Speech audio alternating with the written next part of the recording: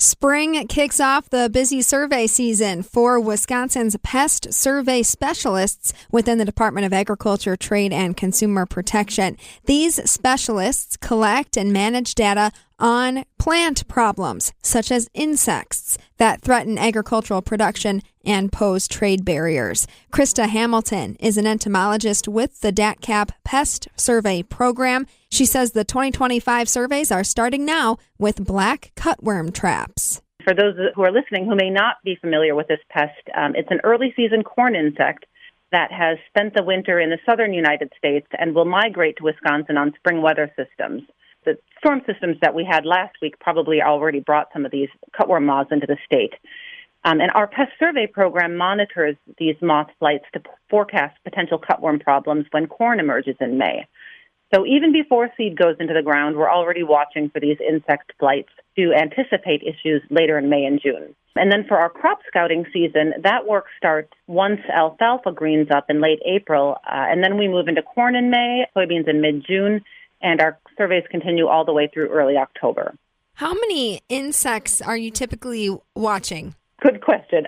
There are about a dozen major crop pests that we survey for, but when we are in alfalfa, for example, we will look for the whole range of insects that feed on alfalfa, and that might include up to 24 different things, anything from tarnished plant bugs to alfalfa weevils.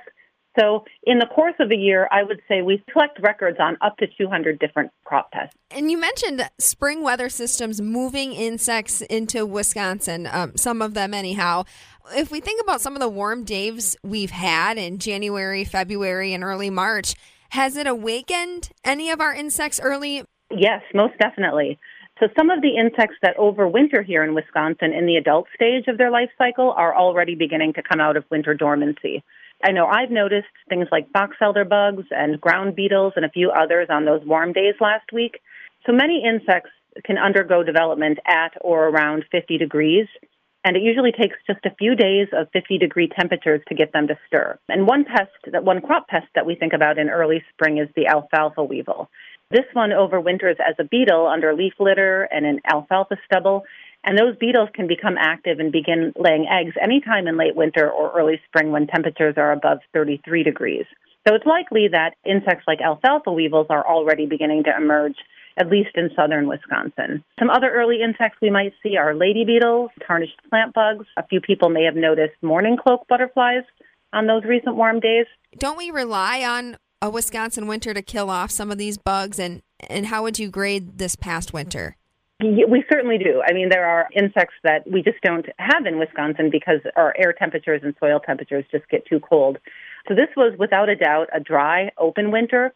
The state experienced dramatic temperature swings. For the first part of January, keep in mind that much of Wisconsin had no snow cover, and that lack of insulation really allowed frost to reach much deeper into the soil than in recent years, as deep as 31 to 36 inches in some parts of northern and central Wisconsin. And at the same time, we also experienced some temperature fluctuations with the coldest weather occurring in mid-January from the 19th to 22nd. But then we had record-breaking warmth 10 days later when places like La Crosse and Boscobel set all-time record daily high January temperatures reaching the lower 60s. Getting to the question of, was it cold enough to lower insect populations, this question has a nuanced answer because insects have a range of strategies and adaptations to survive the winter. Some of them overwinter above ground, others are in the soil, some are in corn residue, but they're generally protected from cold exposure. And without getting into too much detail, I think where we may see some reduction is when it comes to those insects that overwinter in soil, especially within the upper few inches of the soil profile. And this would include insects like the corn rootworm and its eggs, for example. For corn rootworm, we know that most of the eggs are laid about 4 to 6 inches deep, and that those eggs can experience winter mortality, meaning they won't hatch, when soil temperatures drop below 18 degrees and are sustained for about a week or longer. So I checked back at records for February, and it does appear that soil temperatures were low enough in some parts of the state to cause, or at least, to be adequate for some degree of corn rootworm egg mortality. But it's really hard to get specific because you really have to look in detail at soil temperatures at many locations. The same is true for alfalfa weevil adults based on temperature at the soil surface and that lack of insulating snowpack. we could definitely see some winter kill of the adults, and that would lead to lower egg laying this spring and then lower weevil pressure on first crop alfalfa. So I think the biggest impact or potential impact on insect pressure going into 2025 will be that really cold pattern that we saw in mid-January, but more importantly, the lack of snow and the very cold soil temperatures that resulted. Krista, as you monitor weather forecasts, soil forecasts, and last year's pest data, I'm curious if anything is standing out to you in terms of trends for insect populations. Anything that alarms you for the 2025 growing season or anything favorable? The good news is that our survey results last season didn't raise any alarms. We didn't find any devastating armyworm outbreaks or new invasive crop pests, and our results were generally within standard range. But the two insects that really come to mind are the corn rootworm and European corn borer. Corn rootworm counts were moderate last season for the most part, but we did find some hot spots of high beetle pressure in southern Wisconsin, mainly in the southwest, and that's an area that we'll be watching closely to see which directions populations go in 2025. We're also keeping an eye on the corn borer and population trends. So the European corn borer is a pest that most Wisconsin corn producers haven't given much thought to for the last 20 years because BT corn has done such a good job of suppressing populations. But cases of corn borer resistance to certain BT traits are increasing, notably in Canada, and a few cases have been found in Connecticut. And so there's growing concern that some of the BT tools that we've come to rely on may lose their effectiveness against the corn borer. So as part of our annual survey, we've really stepped up efforts to detect potentially resistant field populations of corn borers, and we're collecting larvae for lab analysis for BT resistance. And that work is being conducted at the University of Minnesota. The corn borer and the corn rootworm are two major pests we're watching. And then the last one I'll quickly mention is the soybean gall midge.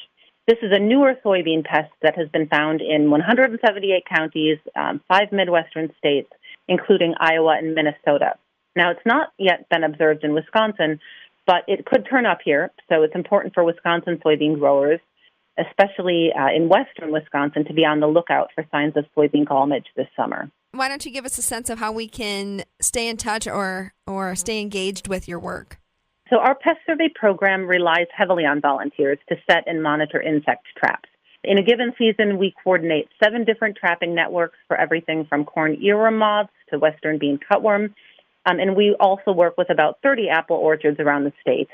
Last season, there were 84 cooperators who helped with our insect monitoring program, and they set 480 traps in 48 counties around the state.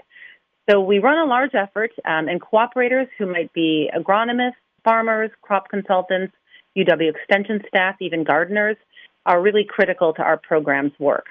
So anyone who's interested in becoming part of one of our trapping networks can go to pestsurvey.wi.gov to see the variety of crop pest insects that we monitor. And there's contact information available there for how to get involved. Trapping bugs in farm fields and tracking their population starts this week for the pest survey specialists at the Department of Agriculture, Trade, and Consumer Protection. Krista Hamilton is an entomologist with the program. As you heard, you can get involved or just stay up to date on these surveys at pestsurvey.wi.gov. For the Midwest Farm Report, I'm Stephanie Hoff.